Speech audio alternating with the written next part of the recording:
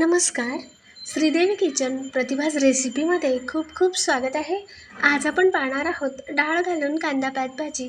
नेहमी आपण मुगाची डाळ घालून किंवा शेंगदाणे हिरवी मिरची घालून अशी भाजी बनवतो. आज आपण इथे चण्याची डाळ घालून कांदा पात बनवतोय. सोपी अशीच रेसिपी, कमी मसाले लागतात, पण एखाद वेळ डाळ शिजत नाही किंवा जास्त शिजवून घेतली तर फार लगदा होतो, पाहिजे तशी चव लागत नाही. अगदी चविष्ट अशी भाजी बनवूयात. चला तर मग सुरुवात करूया.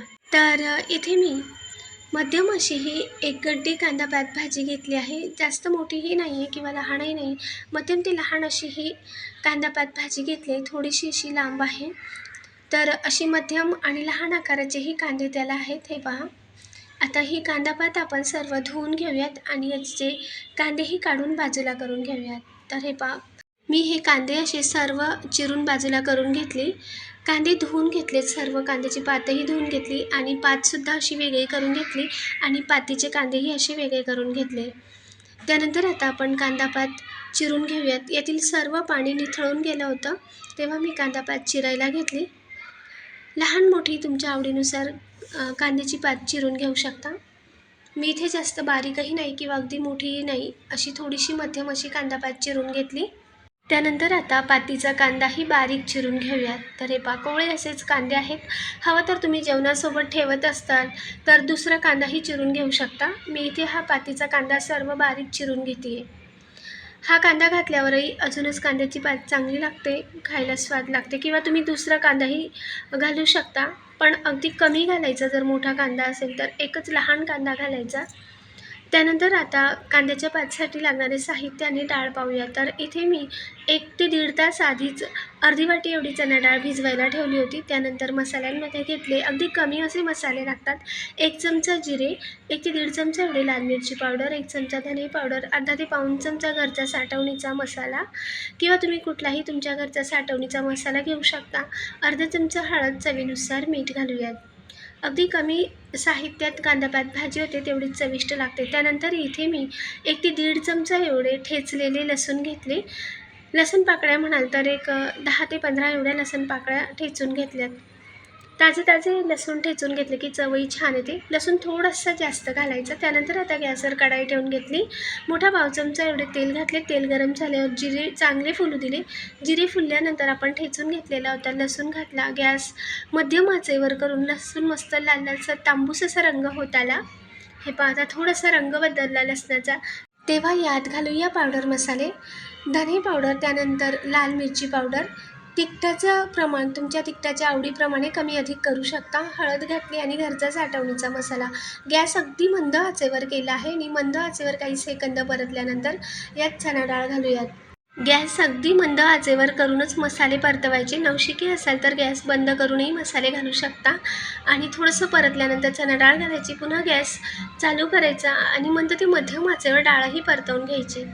डाळ ही चांगली परतल्यानंतर डाळीत थोडासा ओलावाच असतो, त्यामुळे मसालेही करपत नाही. मंद आचेवर डाळीसोबत मसालेही परतले गेले आणि त्यानंतर मी यात पातीचा कांदा चिरलेला घातला. 1 ते 2 मिनटं परतल्यानंतर आता यात थोडंसं पाणी घालूयात, म्हणजे मसाले आणि डाळही मग शिजेल. हवं तर तुम्ही लसणानंतरही चिरलेला कांदा घालू शकता, जर मोठा कांदा असेल पातीचा तर.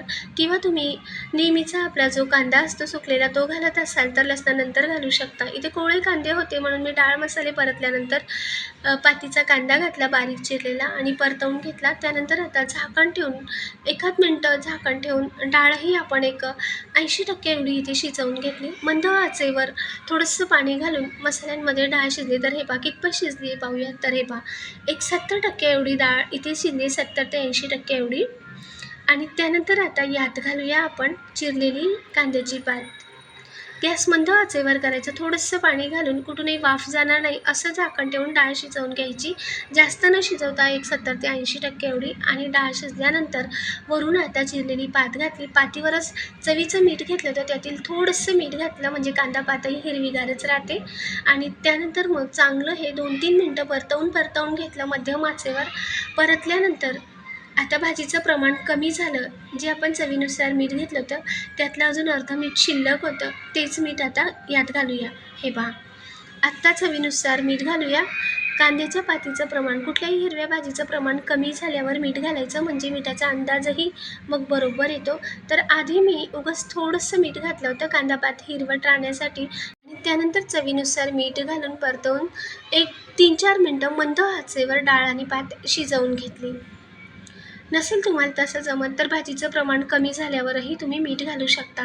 पण वाफेत मग कांद्याच्या पातीचा रंग पाहिजे तसा हिरवा दिसत नाही, अगदीच जास्त शिजून जाते. म्हणून असं सुरुवातीला थोडंसं मीठ घालायचं. तर आता डाळही तुम्ही पाहू शकता, बरोबर अशी डाळ आपली शिजली. अगदी 5% एवढीच यात कसर राहिली आहे. इतपत डाळही आपण शिजवली. जास्त शिजली तर फार लगदा होतो. तर तुम्ही पाहिली डाळ हाताने मॅश होते, पण थोडीशी कसर आहे. तशी डाळ खायलाही छान लागते. म्हणून आधी डाळ शिजवून घ्यायची नाही, तर मंद आचेवर झाकण ठेवून, कुठूनही वाफ जाणार नाही असं झाकण ठेवून डाळ शिजवून घ्यायची.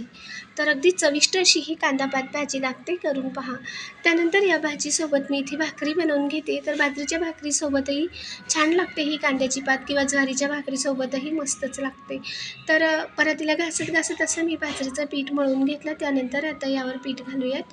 उंडा करून घेतल्यानंतर एका हाताने गोलाकार द्यायची आणि दुसऱ्या हाताने भाकरी दाबून घ्यायची. तर हे नवशिक्यांसाठी सांगते, अगदी हळुवारपणे भाकरी थापायची अलगद हलक्या हाताने.